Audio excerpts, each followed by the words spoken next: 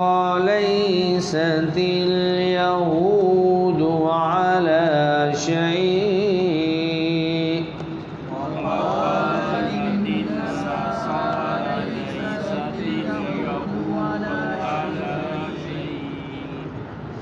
وهم يتلون الكتاب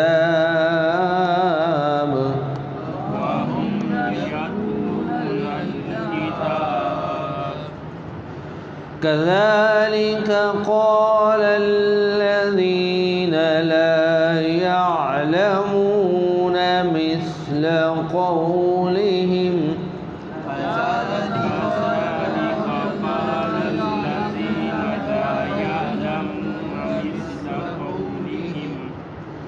فالله يحكم بينهم يوم القيامة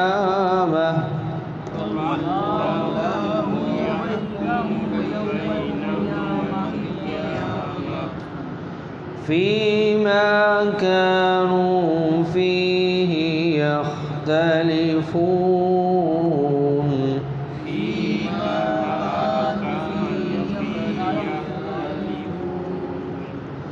ومن أظلم ممن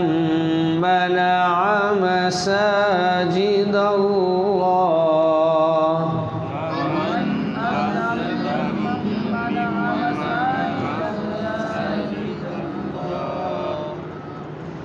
أن يذكر فيها اسمه وسعى في خرابها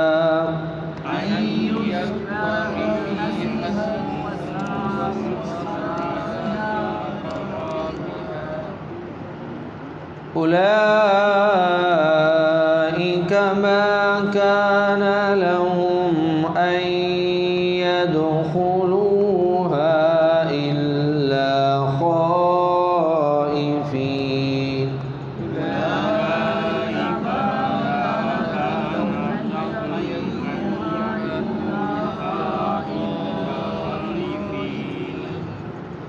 لهم في الدنيا خزي ولهم في الآخرة عذاب عظيم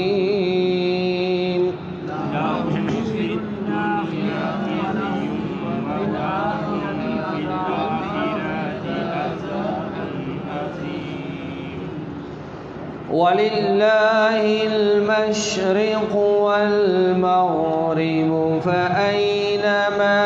تولوا فثم وجه الله ولله المشرق والمغرب فأينما تولوا فثم وجه الله إن الله واسع عليم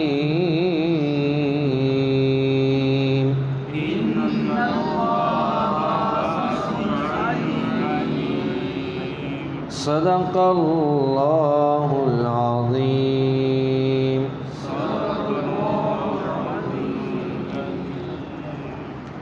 جی بسم اللہ الرحمن الرحیم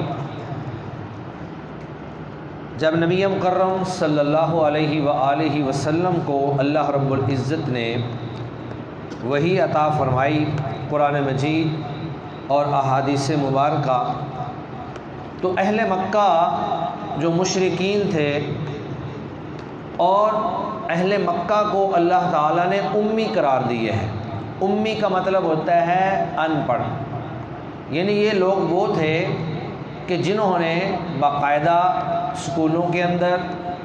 اور مدارس کے اندر یا اساتذہ کے پاس تعلیم کا کوئی بندوبست نہیں کیا ہوا تھا، تو ان کے پاس قصے کہانیاں اور سنی سنائی بے شمار باتیں تھیں۔ لا علم اور امی ہونے کے باوجود یہ اس غلط فہمی کا شکار تھے کہ جس دین پر ہم ہیں اور جو عمل ہم کرتے ہیں وہی برحق ہے، اور جو چیز نبی مکرم صلی اللہ علیہ وآلہ وسلم لے کر آئے ہیں وہ سارے کا سارا باطل ہے۔ تو تو اللہ رب العزت نے یہاں پر ان کی تردید کرتے ہوئے فرمایا کہ یہودی جو ہیں وہ عیسائیوں کو ایسے ہی کہتے تھے، وقالت الیہود لیست النصارى علی شیء، یہودیوں نے کہا کہ عیسائی کسی چیز پر نہیں ہے، یعنی عیسائیوں کے پاس کوئی علم نہیں ہے، کوئی بنیاد نہیں ہے، اللہ کی طرف سے کوئی چیز ان کے پاس نازل شدہ نہیں ہے، یہ بھی سنی سنائی باتوں کے اوپر اور قصے کہانیوں کے اوپر اپنا مذہب جو ہے وہ لے کر کھڑے ہوئے ہیں۔ اور پھر اللہ فرماتے ہیں کہ وقالت النصارى لیست الیہود علی شیء،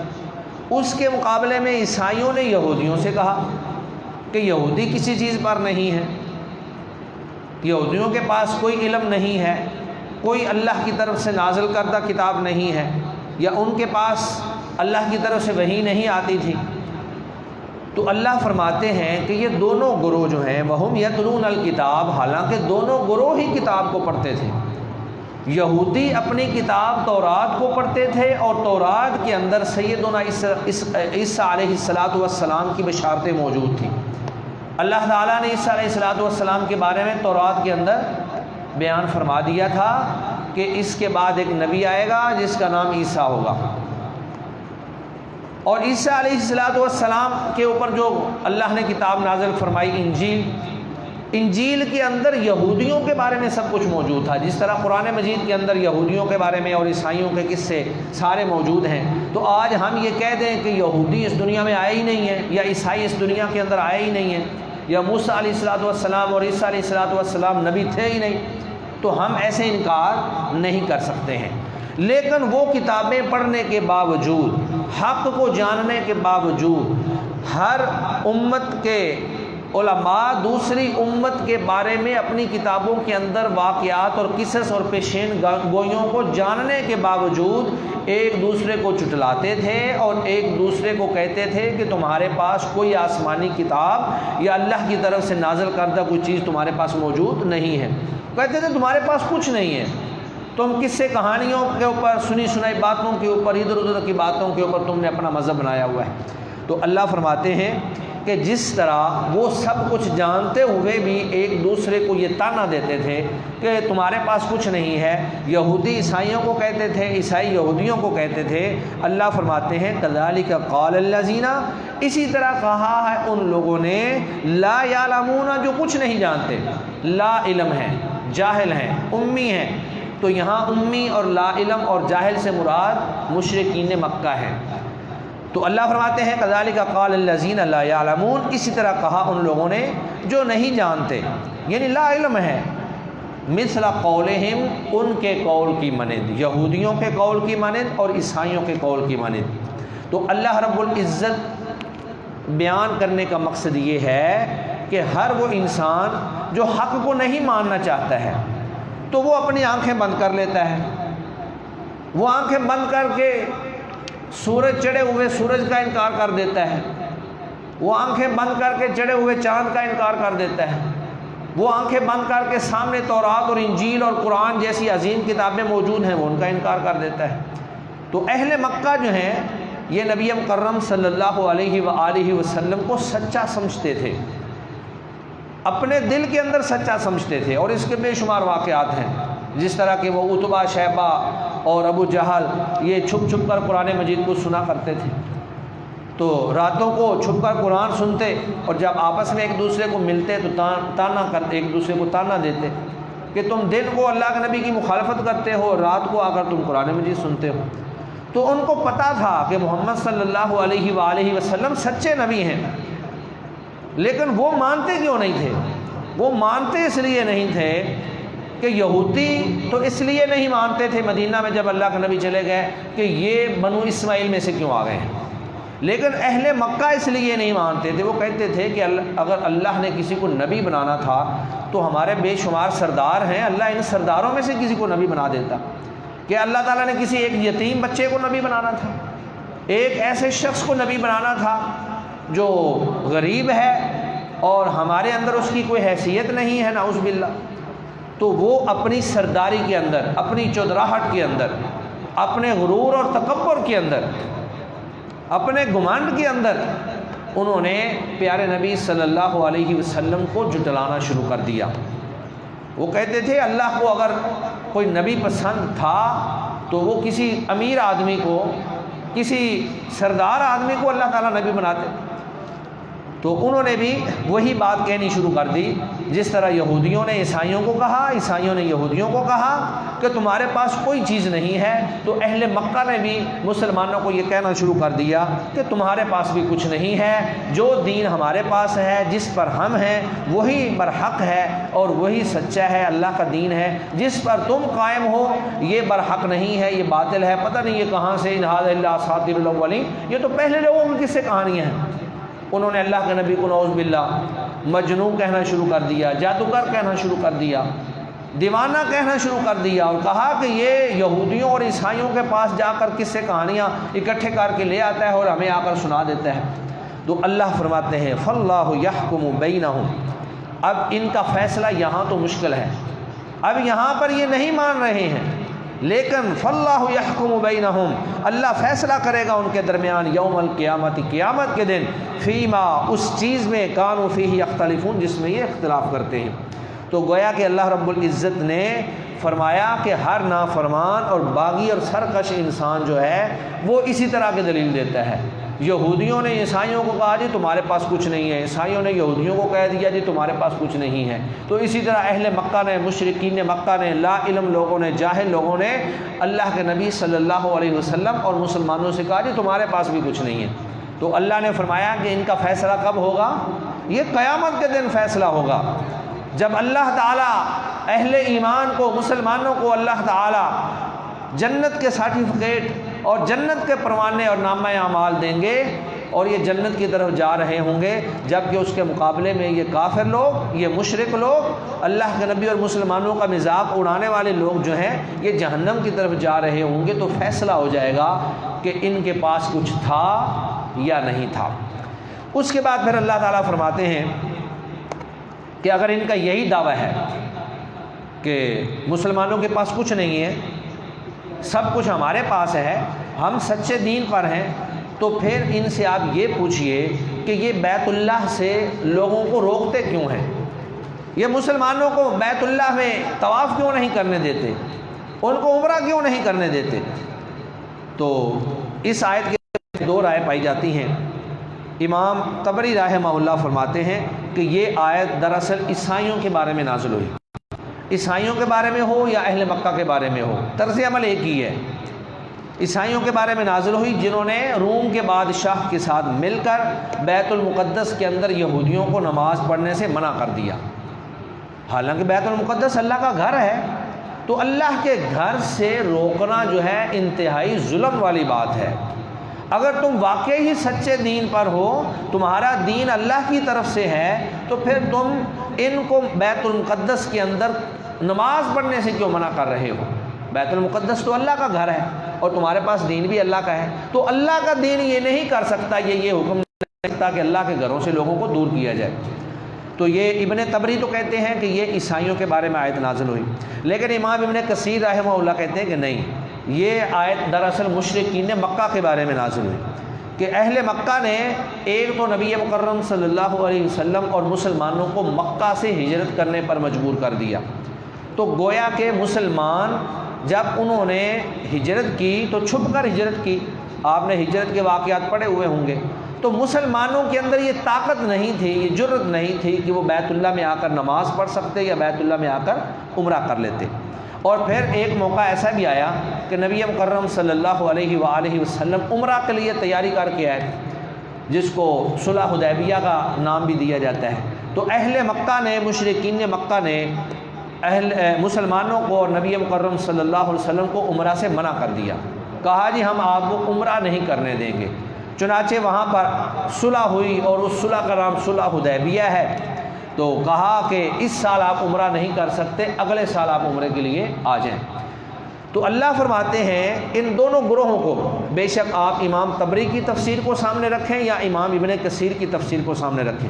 عیسائیوں کے طرز عمل کو سامنے رکھیں یا اہل مکہ کے طرز عمل کو سامنے رکھیں، دونوں حالتوں میں بیت اللہ یا بیت المقدس سے روکنا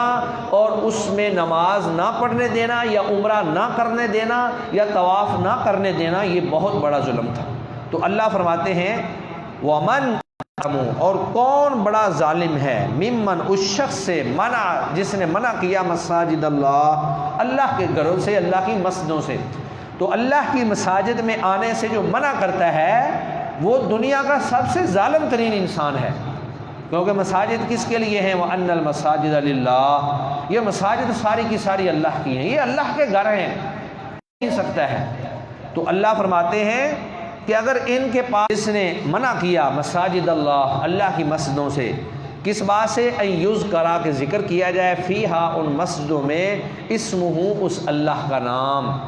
تو مسجدوں میں اللہ کا نام، قرآن مجید کی تلاوت، نماز، عبادت، یہ سب اللہ کا ذکر ہے، یہ اللہ رب العزت کا نام ہی بلند ہوتا ہے یہاں پر۔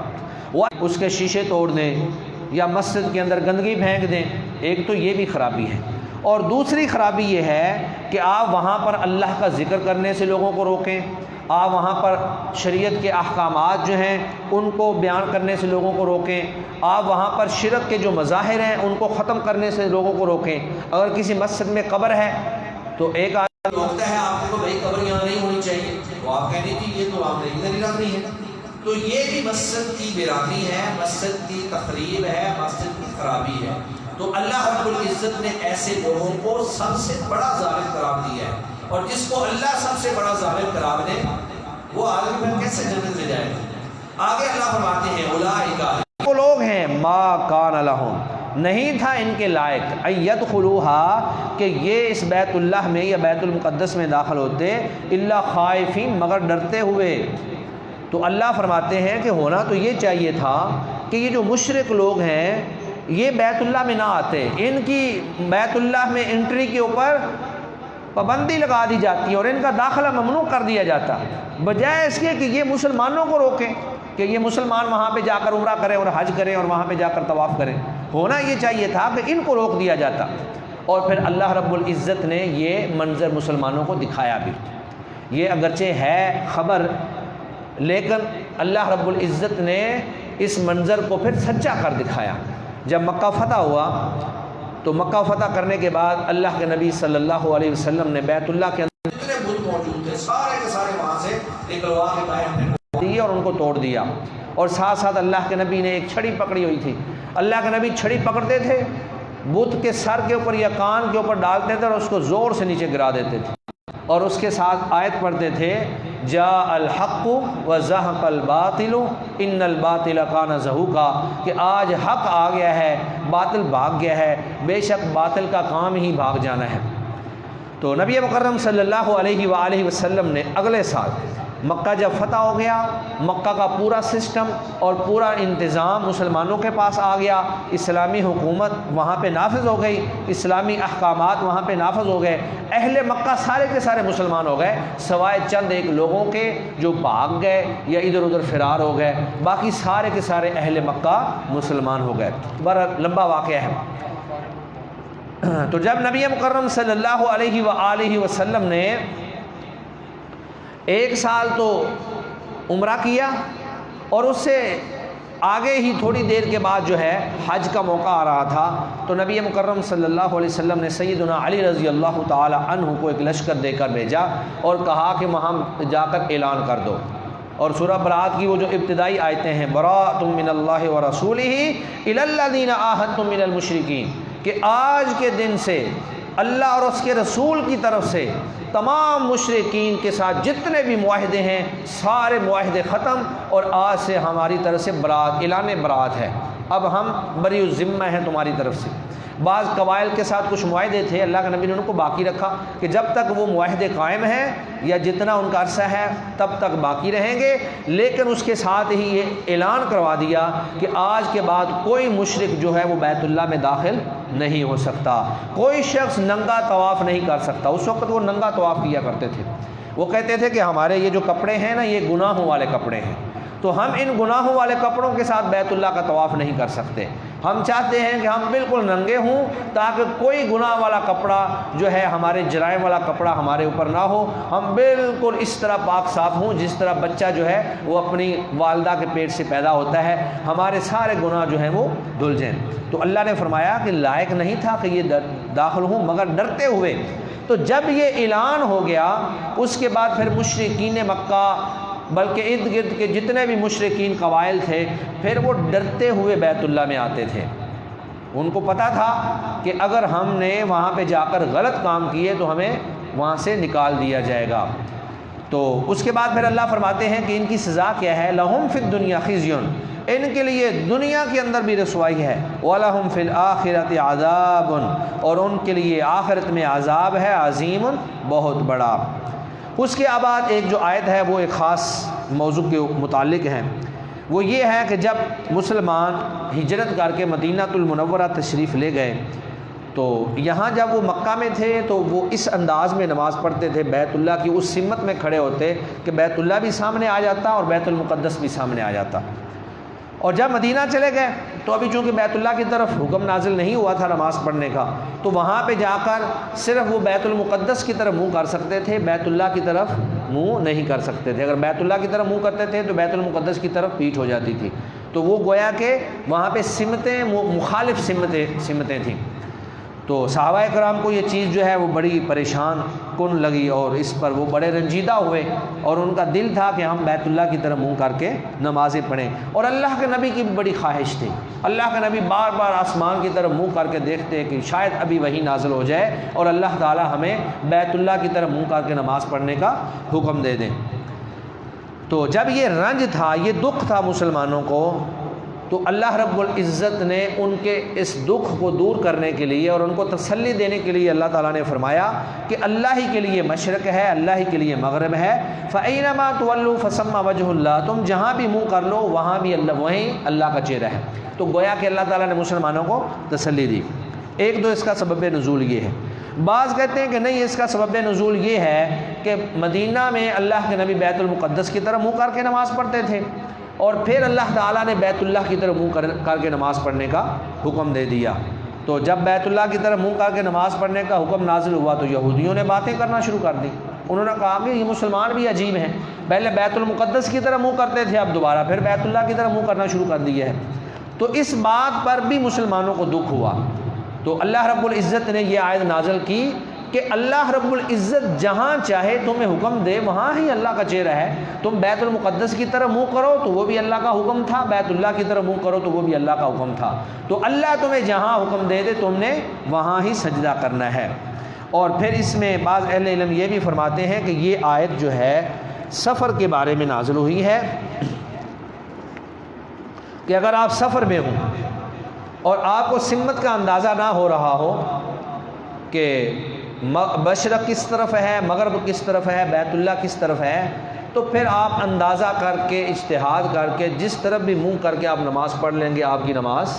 ہو جائے گی اور انشاءاللہ اللہ کے ہاں قابل قبول ہوگی۔ تو اللہ فرماتے ہیں وَلِلَّهِ الْمَشْرِقُ وَالْمَغْرِبُ، اللہ ہی کے لیے مشرق اور مغرب ہے، فَأَيْنَمَا تُوَلُّوا، بس جہاں بھی تم منہ پھیر لو گے، فَثَمَّ وَجْهُ اللَّهِ، وہیں پر اللہ کا چہرہ ہے، إِنَّ اللَّهَ وَاسِعٌ عَلِيمٌ، بے شک اللہ تعالیٰ بہت وسعت والا ہے، خوب جاننے والا ہے۔ اللہ وسیع ہے، اللہ سمتوں کا محتاج نہیں ہے، اور پھر اللہ جاننے والا ہے، اللہ کو پتہ ہے کہ تمہارے دل کے اندر کیا بات ہے، تم یہی چاہتے ہو، تمہارے دل کی یہی خواہش اور تمنا ہے کہ ہم بیت اللہ کی طرف ہی منہ کریں، لیکن اگر علم نہ ہونے کی وجہ سے یا سمت کا پتہ نہ چلنے کی وجہ سے کی طرف موجود ہے۔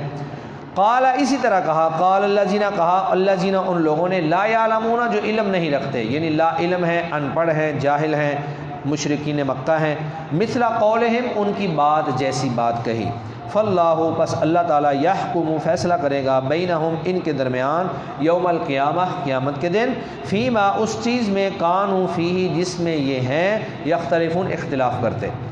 آگے اللہ فرماتے ہیں ومن اظلم، اور کون زیادہ ظالم ہو سکتا ہے، ممن، اس شخص سے، منع، جس نے منع کیا لوگوں کو، مساجد اللہ سے، اللہ کی مسجدوں سے، ان یذکر، یہ کہ ذکر کیا جائے، فیہا، ان مسجدوں میں، اسمہ، اس اللہ کا نام، وسعى، اور اس نے کوشش کی، فی خرابیہا، ان مسجدوں کو خراب کرنے کی، ان مسجدوں کو ویران کرنے کی، اولئک یہی لوگ ہیں ما کان لہم نہیں لائق تھا ان کے لیے ان یدخلوہا کہ وہ ان اللہ کے گھروں میں داخل ہوتے بیت اللہ میں یا دیگر گھروں میں الا خائفین مگر ڈرتے ہوئے لہم ان کے لیے فی الدنیا دنیا میں خزی رسوائی ہے ولہم اور ان کے لیے فی الآخرت آخرت میں عذاب عظیم بہت بڑا عذاب ہے وللہ المشرق والمغرب اور اللہ ہی کے لیے مشرق ہے اور اللہ ہی کے لیے مغرب ہے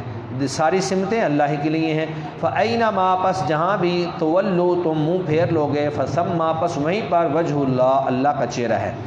ان اللہ بے شک اللہ تعالیٰ واسع وسعت والا ہے علیم جاننے والا ہے۔ جی دوبارہ دیکھ لیں وقالت الیہود اور کہا یہودیوں نے لیست النصارى نہیں ہیں عیسائی علی شیء کسی چیز پر وقالت النصارى اور کہا عیسائیوں نے لیست الیہود نہیں ہیں یہودی علی شیء کسی چیز پر وہم حالانکہ وہ دونوں گروہ یتلون الکتاب اپنی اپنی کتاب کو پڑھتے ہیں کذالک اسی طرح قال الذین کہا ان لوگوں نے لا یعلمون جو نہیں جانتے مثل قولہم ان کے قول کی مانند فاللہ پس اللہ تعالیٰ یحکم فیصلہ کرے گا بینہم ان کے درمیان یوم القیامت قیامت کے دن فیما اس چیز میں کانوا فیہ یختلفون جس میں وہ اختلاف کرتے ہیں ومن اظلم اور کون زیادہ ظالم ہے ممن اس شخص سے منع مساجد اللہ جس نے منع کیا اللہ کی مسجدوں سے ان یذکر فی اسمہ کہ ان میں اللہ کا نام ذکر کیا جائے یاد کیا جائے وسعی فی خرابها اور اس نے کوشش کی ان کو خراب کرنے کی اولئک یہی لوگ ہیں ما کان لہم نہیں لائق ان کے لیے ان یدخلوها کہ وہ داخل ہوں ان گھروں میں الا خائفین مگر ڈرتے ہوئے لہم فی الدنیا ان کے لیے دنیا میں خزی رسوائی ہے ولہم فی الآخرت اور ان کے لیے آخرت میں عذاب عظیم بہت بڑا عذاب ہے وللہ المشرق والمغرب اور اللہ ہی کے لیے مشرق اور مغرب ہے فأینما تولوا پس جہاں بھی تم منہ کرو گے فثم وجہ اللہ پس وہیں اللہ کا چہرہ ہے ان اللہ واسع علیم بے شک اللہ تعالیٰ وسعت والا جاننے والا ہے صدق اللہ العظیم۔